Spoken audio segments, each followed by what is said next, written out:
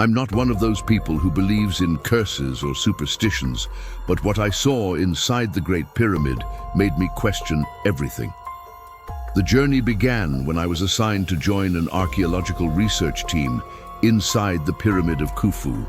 Our mission was to study the passageways and inner chambers, trying to uncover new secrets about the royal tomb. But none of us were prepared for what happened there. From the moment we entered, the place felt strange. The air was heavy, and the darkness seemed to move around us. With my first step inside, I felt something was wrong, something unnatural.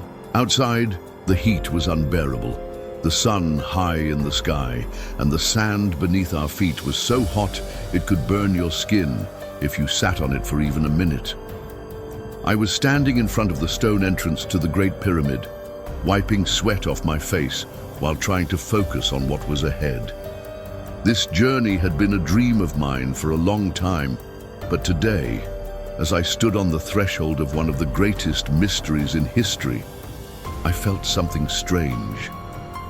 An uneasy feeling, as if someone was watching us from a distance. But when you looked around, there was nothing but desert and the towering pyramids. We were a research team from an archaeological expedition sent to document the passageways that hadn't been entered in years.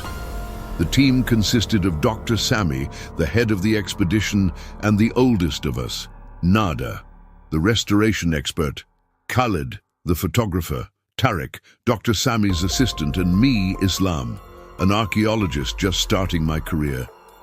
This journey was a dream of mine, but the feeling in my heart was anything but that.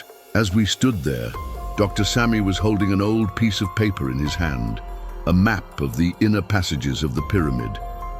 The map wasn't complete, with some parts missing, and other parts had never been entered in thousands of years. Our task was to document the places no one had explored before and see if we could uncover anything new. Dr. Sami asked, "Ready?" Tarek replied, "Ready, but I don't understand how no one has entered these areas before." Nada said, "Because simply anyone who tried to enter them before never came out." Khalid laughed and said, "Stop exaggerating, these are just myths." Dr. Sami said, "Enough talk, let's go in." As soon as we passed through the stone entrance, the feeling completely changed. Outside it was incredibly hot, but inside, the cold was strange. Not the normal cold, but a dry cold, as if this place was frozen, even though there were no ventilation openings. The passage was narrow, and the walls were rough stone with pitch-black darkness, except for the light of our flashlights. After a few steps, the place began to get narrower, and we started to feel like we were moving deeper into something unnatural. The walls were covered in hieroglyphs, some of which were worn down. But there was something odd. Some of the inscriptions appeared fresh, as if someone had drawn them recently. As I ran my hand along the wall, my eyes landed on a line written in hieroglyphs. I moved the flashlight closer to read it clearly, and after a few seconds, I was able to translate it. "Whoever enters here will never leave." I felt a strange sensation, as if this wasn't just a warning. Before I could say anything, Khaled, who was photographing the walls, suddenly stopped and said, "What's this?" We all looked at him and found him standing in front of a specific inscription. It depicted a figure with a face unclear, surrounded by people kneeling before it. Below the image there was another inscription, "The King who does not die." Tarek laughed and said, "He probably thought he was a vampire or something." Dr. Sami looked at him and said, "This isn't a joke, Tarek. This inscription doesn't exist in any ancient manuscripts, which means we are the first to see it." Nada raised her hand and gently touched the wall, speaking in a low voice. "It's like this inscription was made recently." At that moment, something strange happened. The cold air increased suddenly, as if something had passed by us quickly, even though we were in a completely sealed space. The flashlight in my hand flickered for a moment, as if something had rushed past me. It circled around us, and my heart started racing. I was sure we weren't alone here. The cold breeze that passed by us was enough to make my skin crawl, but Khaled laughed and said, "What's going on, guys? Are you feeling something?" "It's just a draft." Dr. Sami said, "A draft? We're inside a sealed pyramid. There are no openings. Where did this draft come from?" Khaled went silent, swallowing hard, and tried to focus on his camera again. But his hand was shaking as he tried to photograph the inscription we had found. I was still standing in place, my eyes fixed on the inscription I had translated. "Whoever enters here will never leave." This sentence was engraved in my mind like a message meant for us. Dr. Sami broke the silence and said, "Let's continue. We need to document everything here, but we have to be more cautious." We moved slowly deeper into the narrow passageways. With every step, we went further into the heart of the pyramid. Over time, the air grew heavier and the humidity increased as if we had entered a different world, separated from reality. After a considerable distance, we reached a massive stone door, which looked different from the rest of the walls.